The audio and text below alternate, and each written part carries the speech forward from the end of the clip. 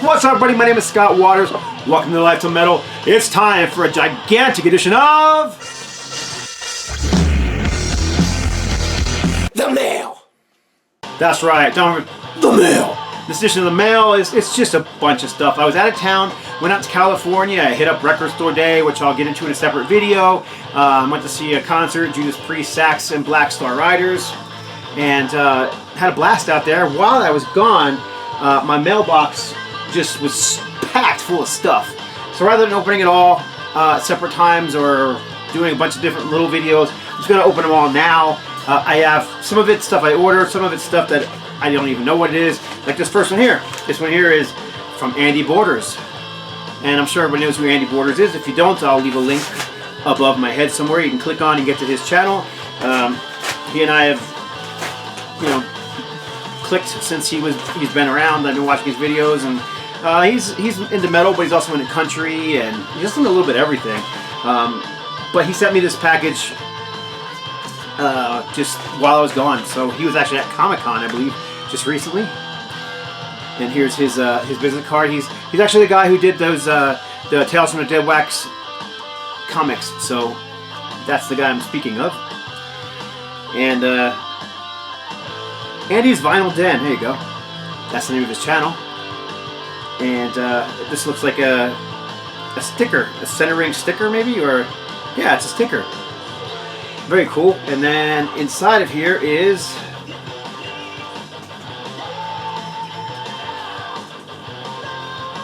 a Tales from the Dead Wax shirt. Very cool. That is a black and white representation of the comic that he did.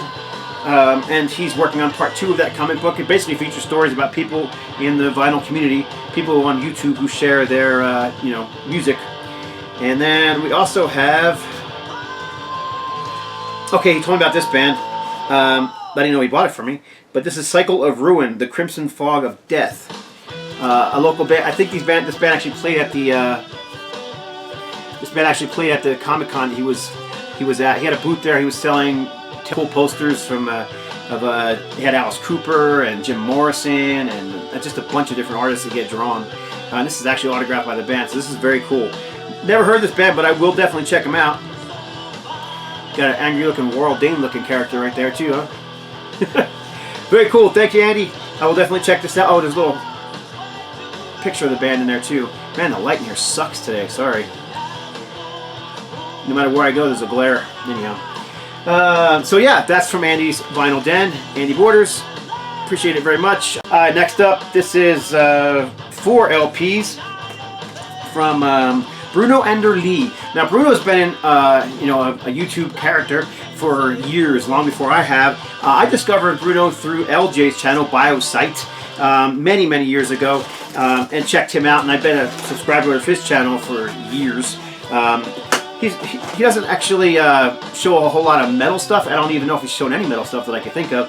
But he's into like a lot of prog and keyboard-based music. Just check out his channel. It's very unique, very different from my own, and I will put a link below. He even contacted me and asked me if I was still looking for some Eloy records. That I've said, yes I am. So he sent me a couple that he said he had extras of. And indeed, that's exactly what he did. There's a note in here.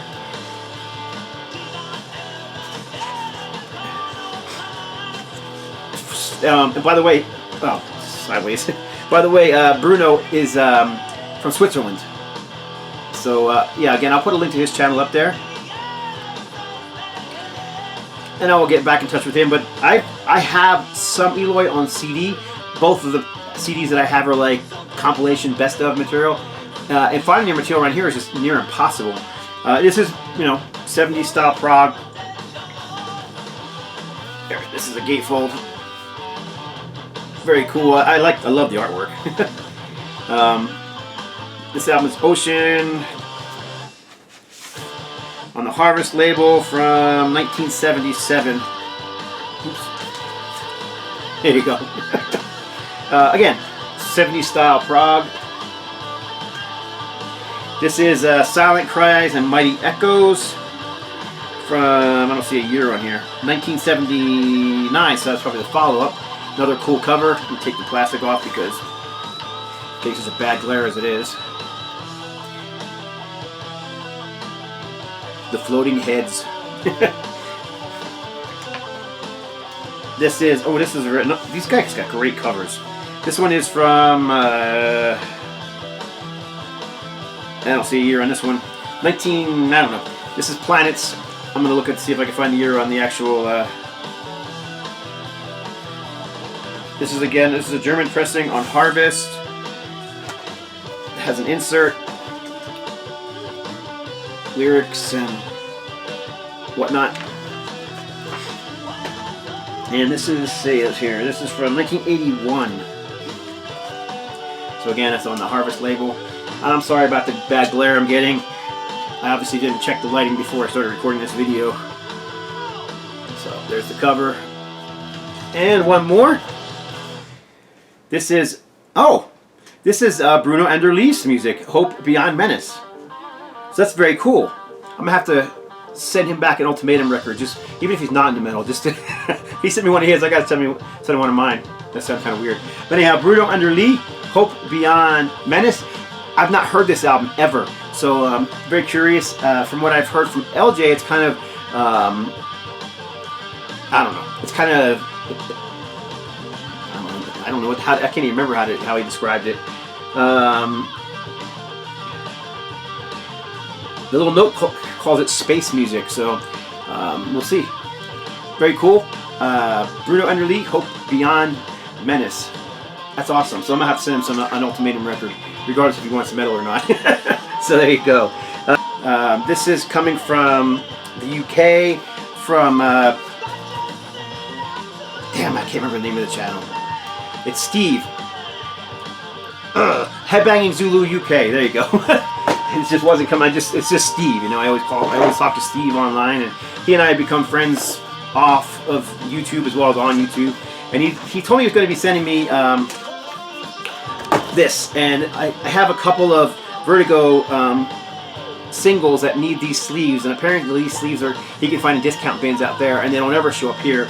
So I asked him if he saw some to grab me some. So sure enough, he said he grabbed me a few of those. So here's some sleeves, and indeed I do have some records. Actually, one of them sitting right back here. Here's a Status Quo record that doesn't have a sleeve. Now it does.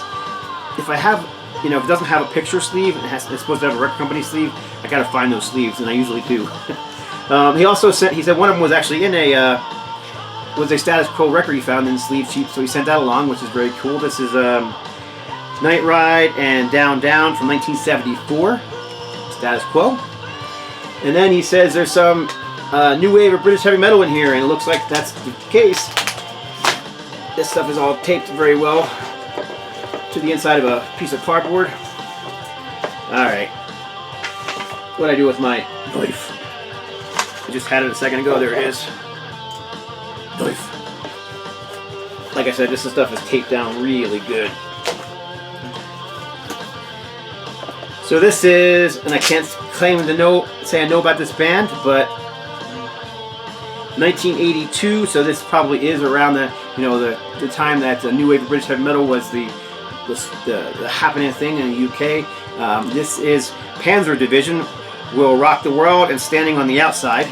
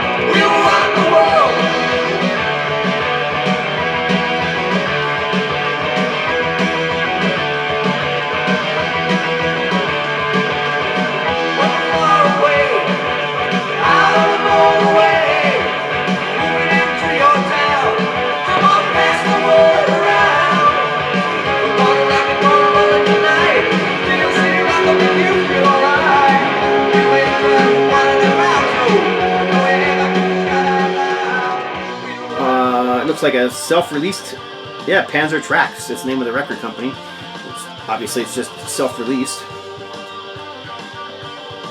So there's the back. That's really cool. Love independent stuff, especially independent stuff from the 80s, because it doesn't show up that often. And then finally, this is, and everybody knows this band, if I can get into it. Again, it's taped to the cardboard to keep it from getting wrecked in the mail, I assume.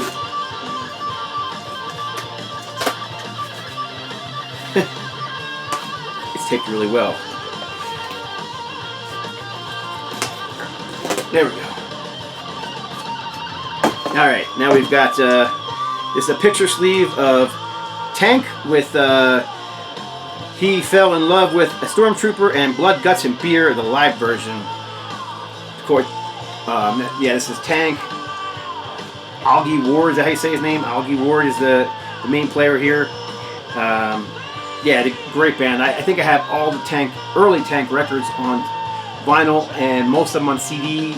And they even have a cool bootleg of live material of Tank as well from this time. Tank kind of have a raw sound, kind of remind me of. I guess people always say they sound a little bit like Motorhead, and they do. They do sound a little bit like Motorhead, but they don't sound like a clone to me. They have their own unique style. So there you go, Tank. That's very cool. Thank you, Steve. All right, this is from Kenneth, who is the king of melodic heavy metal and hard rock in the VC. The guy just knows he just loves that stuff. AOR, you know, any of that kind of guitar based hard rock that's got that big hooks and melodies to it. Some people call a lot of it hair metal, and indeed some of it is, but not all of it. But yeah, he's just that's his thing, you know, and he's got tons of it. If you don't know his channel, definitely click on it. If you like my channel, chances are you're gonna like the stuff that he shows. Now, he's from, let's see, let me make sure I got it right. Yeah, he's from Denmark. So him and I worked out a couple of trades, and I've actually got a huge box ready to go out to him. I've been holding off because I was waiting for one CD to come out, and so I'm sure you'll be seeing from him really soon. There's some CDs hidden in here. All right. So what is in here? This is cool. He did tell me about this, and the one under it's really cool. This is Shocker, the soundtrack. I just never had this on vinyl. This features a couple songs by Paul Stanley. Yeah, I think the soundtrack, the song is called Shocker. It's by the Dudes of Wrath, Desmond Child. But I'm pretty sure that's you know, Paul Stanley. Iggy Pop, No Mr. Nice Guy, Megadeth, Sword and Stone by Bonfire.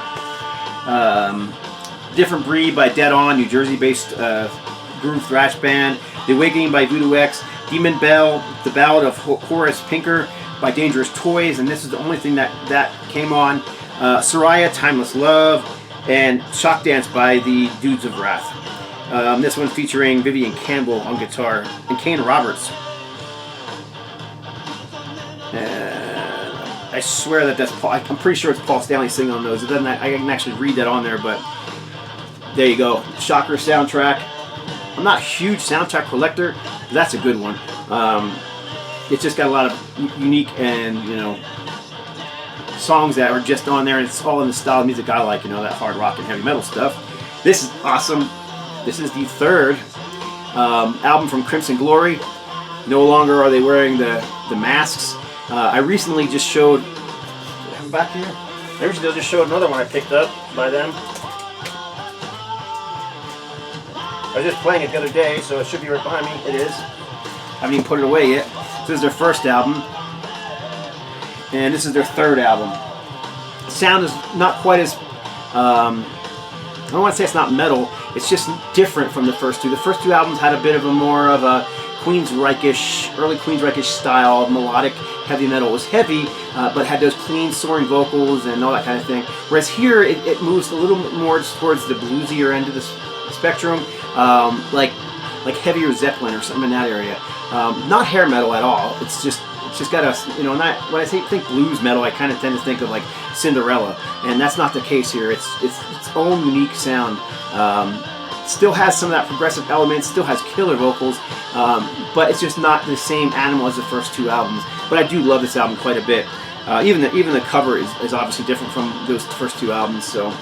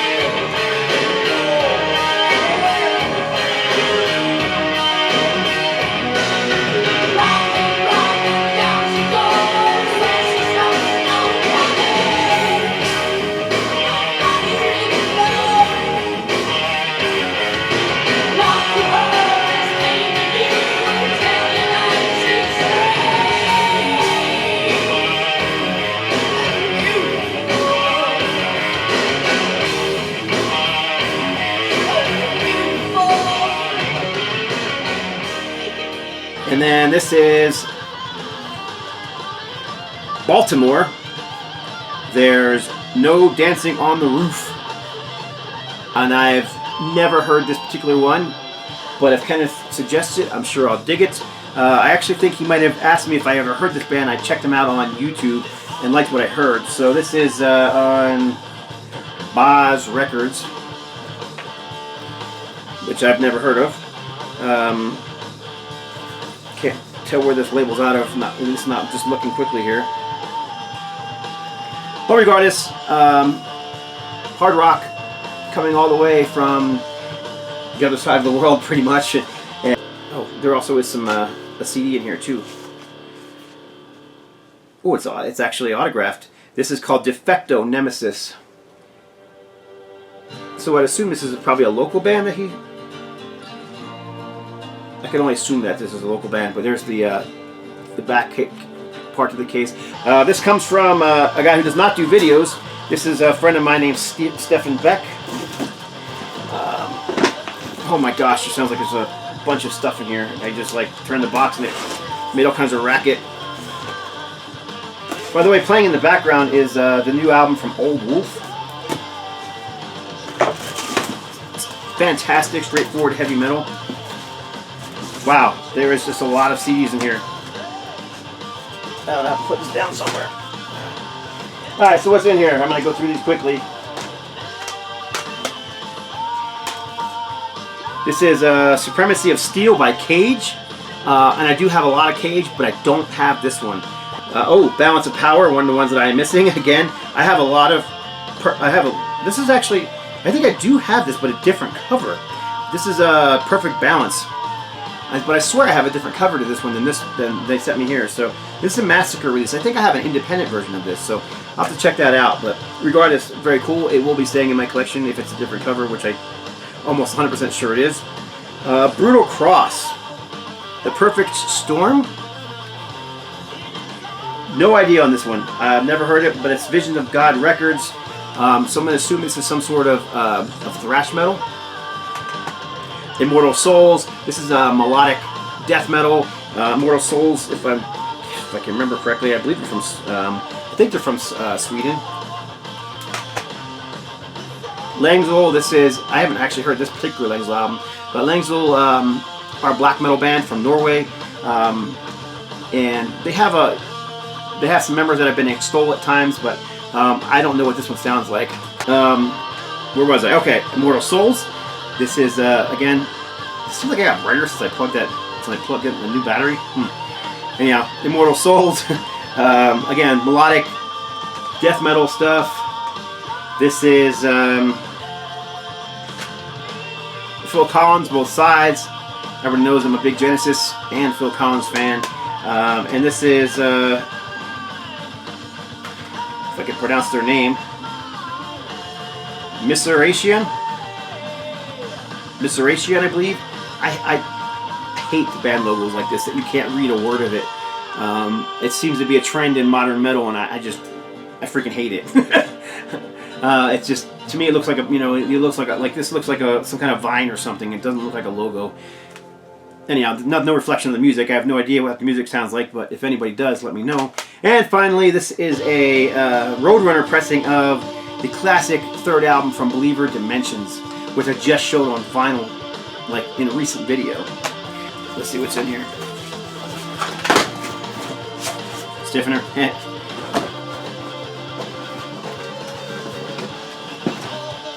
Alright, what do we got in here? Oh, this is cool. This is the, this is the Master, Metal Mind? Yeah, Metal Mind Productions repressing of Realm Suicidity. And it usually includes, it has the bonus tracks on there. I have the original pressing of this on Road Racer.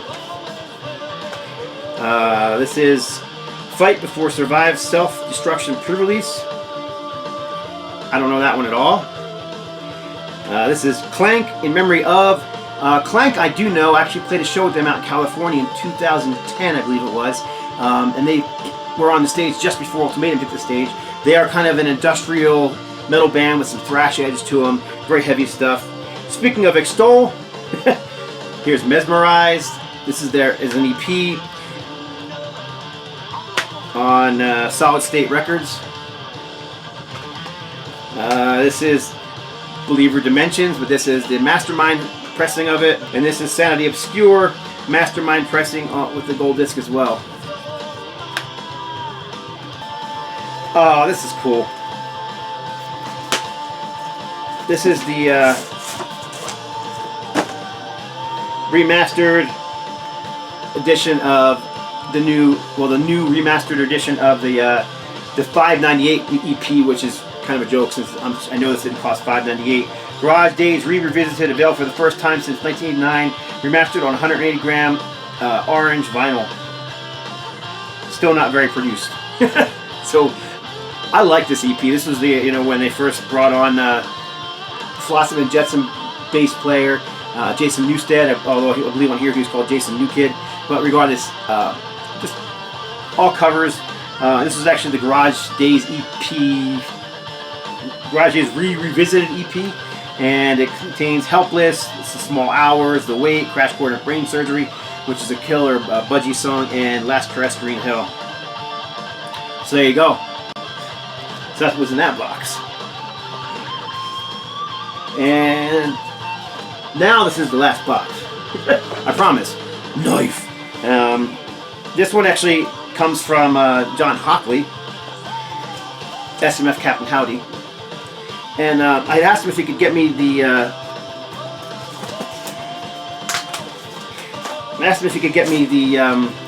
what do you call it? Actually, why don't I just wait and show it to you?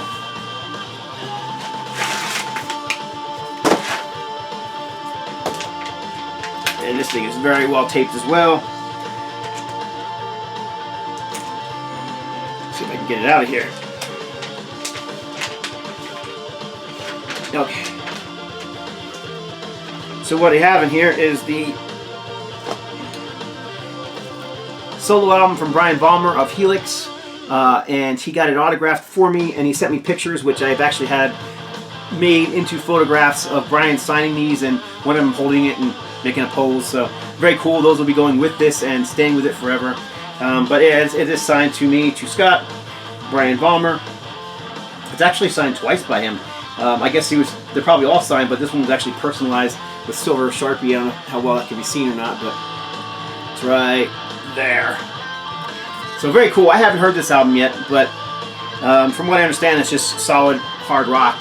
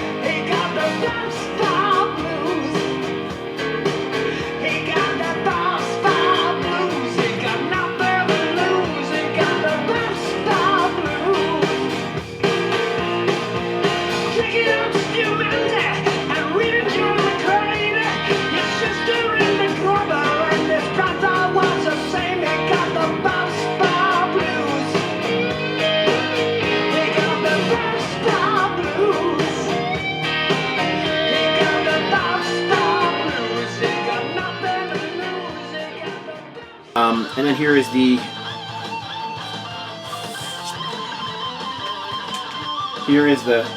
inner sleeve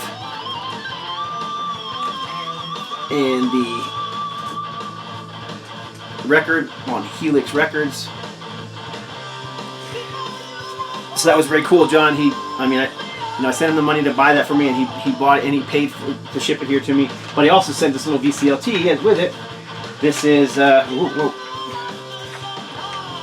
oh, dude.